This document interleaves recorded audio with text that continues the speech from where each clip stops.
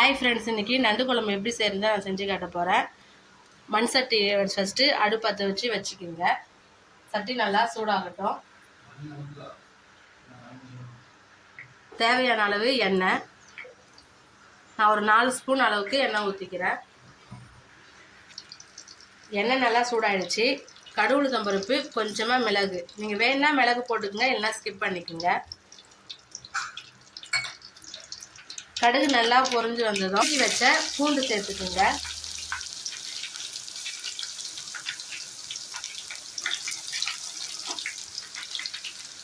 பூண்டு நல்லா ஃப்ரை ஆகட்டும்.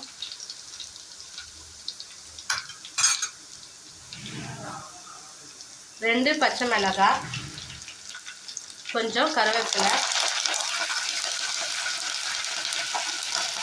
வெங்காயம் 15 சின்ன வெங்காயம், ஒரு பெரிய வெங்காயத்தை கட் பண்ணி வச்சிருக்கேன்.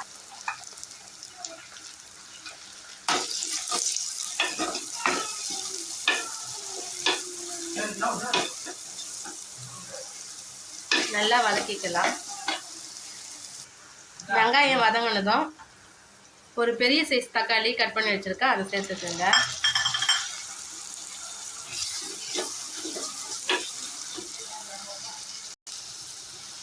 தக்காளி நல்லா வதங்கட்டும்.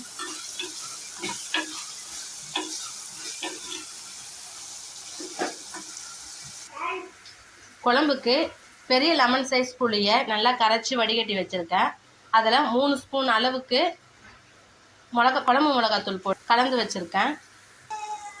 வெங்காய தக்காளி நல்லா வதங்கிடுச்சு. கலந்து வச்சுருக்க புளி மிளகாத்தூள் கரைசலை ஊற்றிக்குங்க. அளவு உப்பு நான் புளியிலேயே போட்டுட்டேன். குழம்பு நல்லா கொதிக்கட்டும். மசாலாவுக்கு 2 பத்து தேங்காய், 3/4 ஸ்பூன் மிளகு அரைச்சி எடுத்துகிட்டு வந்தாச்சு. நண்டையும் நல்லா க்ளீன் பண்ணி கழுவி வடிகட்டி வச்சுருக்கேன். குழம்பு கொதிச்சதும் போட்டுக்கலாம். குழம்பு நல்லா கொதிச்சிடுச்சு. க்ளீன் பண்ணி வச்சா நண்டு அதில் சேர்த்துக்கலாம்.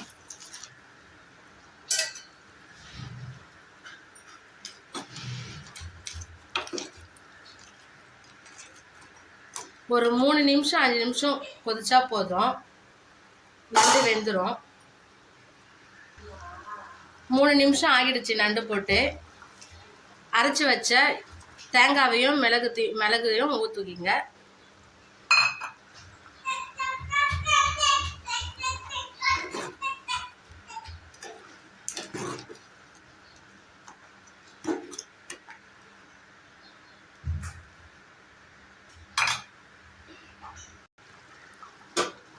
அவ்வளோதான், சூப்பரான நண்டு குழம்பு ரெடி ஆயிடுச்சு. ஸ்டவ் ஆஃப் பண்ணி இறக்கி வச்சுக்கலாம். இந்த அளவு போதும், இல்லைன்னா ரொம்ப கட்டியாயிடும்.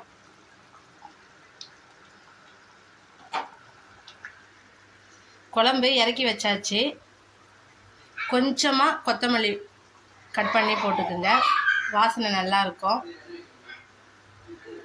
நீங்களும் இதே மாதிரி நண்டு குழம்பு செஞ்சு சாப்பிடுங்க. டேஸ்ட்டு சூப்பராக இருக்கும், உடம்புக்கும் நல்லது. அருள் குக்கிங் சேனலை லைக் பண்ணுங்கள், ஷேர் பண்ணுங்கள், சப்ஸ்கிரைப் பண்ணுங்கள். தேங்க்யூ ஃபார் வாட்சிங்.